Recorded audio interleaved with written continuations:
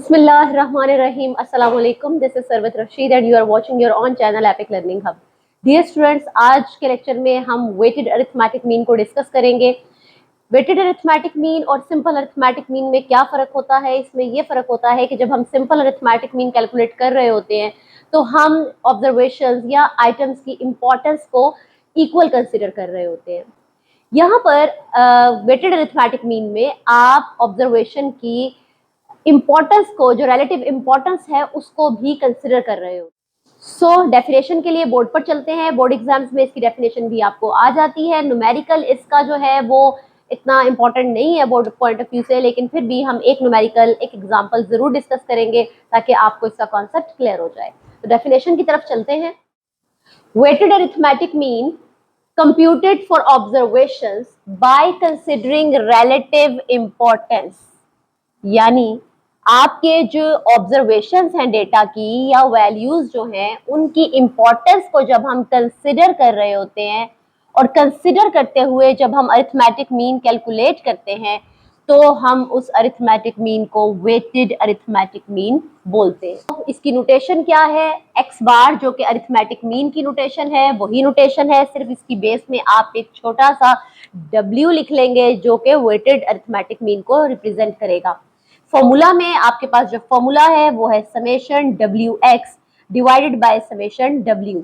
अगर आप थोड़ा सा फोकस करें इस चीज पर तो आप देखेंगे कि ग्रुप डेटा का जब अरिथमेटिक मीन का फॉर्मूला आपने पढ़ा था तो अब वहां पर जो F था अब उसकी जगह W आ गया। इसका मतलब हुआ कि F क्या था? काउंट, तादाद को शो करता था। यहाँ पर आप ऑब्जर्वेशन यानी डेटा की जो वैल्यूज थी उनकी तादाद को, उनके काउंट को उसके सामने लिखते थे।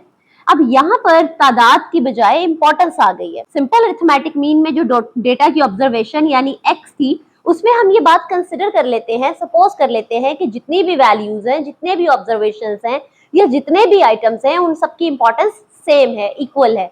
But in case of weighted arithmetic mean हम ये कंसिडर करते हैं कि जो हमारे पास आइटम्स हैं, ऑब्जर्वेशंस हैं डेटा की, उनकी रिलेटिव इंपॉर्टेंस इक्वल नहीं है। दैट्स वाई हम उनकी इंपॉर्टेंस को भी कंसिडर कर रहे होते हैं।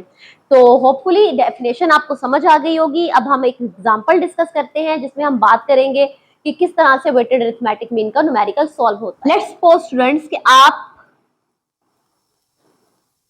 मुख्तलिफ सब्जेक्ट्स का पेपर की या टेस्ट की प्रिपरेशन कर रहे हैं। अब हर सब्जेक्ट हर बच्चे के लिए रिलेटिवली डिफरेंट इंपॉर्टेंस का हामिल होगा।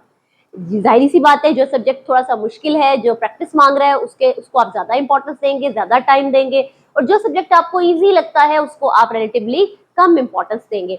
लाइक आप मैथमेटिक्स आपका टेस्ट है, इसके अलावा आपका उर्दू का टेस्ट है, इंग्लिश और स्टैटिस्टिक्स का टेस्ट है। अब यहाँ पर आपने जब सब्जेक्ट लिखे और आपकी सब्जेक्ट के जो मार्क्स थे वो आपने लिख लिए, ठीक है।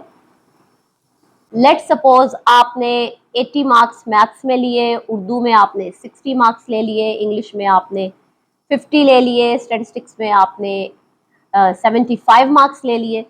तो अब उन मार्क्स की जो वेटेज है यानी इम्पोर्टेंस है वो आपके सामने लिखी हुई है, ठीक है। लाइक मैथमेटिक्स को आप कितनी इंपॉर्टेंस दी आपने स्टडी करने के पॉइंट ऑफ व्यू से या अपने टोटल मार्क्स के पॉइंट ऑफ व्यू से, उसकी क्या वेटेज है। लेट्स सपोज 5, उर्दू को आप 2 की वेटेज दे रहे हैं कि भाई उर्दू मेरी बहुत अच्छी है तो उसको मैं भी कम इंपॉर्टेंस दूंगा, कम उसके ऊपर मुझे मेहनत करनी है। स्टैटिस्टिक्स को आप 4 दे देते हैं वेटेज। अब यहाँ पर ये जो डेटा है, इस टाइप का डेटा अगर आपको वेटेड का क्वेश्चन आता है तो उसकी कुछ इस तरह से डेटा आपको प्रोवाइड किया जाता है। इसमें मार्क्स को हम एक्स यानी ऑब्जर्वेशन कह देते हैं और वेटेज यानी इंपॉर्टेंस हमारे पास क्या होता है? डब्ल्यू। अब फॉर्मूला आपसे कहता है कि डब्ल्यू और एक्स को मल्टीप्लाई करें, तो डब्ल्यू और एक्स दोनों के कॉलम्स आपके पास मौजूद हैं। आप डब्ल्यू और एक्स के कॉलम को मल्टीप्लाई करते हैं, ये आपके पास आ गया 400।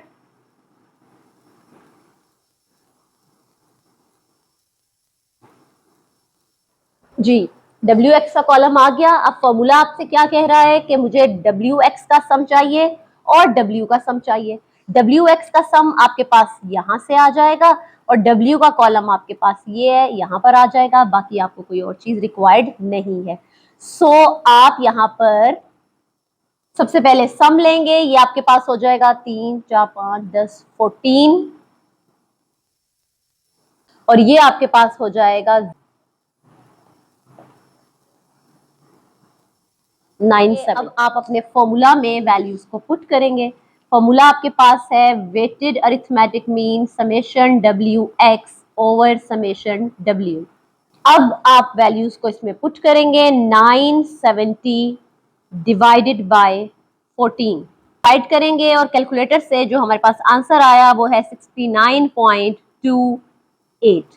सो this is your weighted arithmetic mean. Hopefully dear students, आज का ये लेक्चर बहुत इजी था, आपको समझ भी आ गया होगा। आपने इस टॉपिक की डेफिनेशन स्पेसिफिकली बहुत अच्छे से याद करनी है। साथ ही अपने टीचर को इजाजत दीजिए, अपना बहुत ख्याल रखिएगा, मुझे अपनी दुआओं में याद रखिएगा। अल्लाह हाफिज।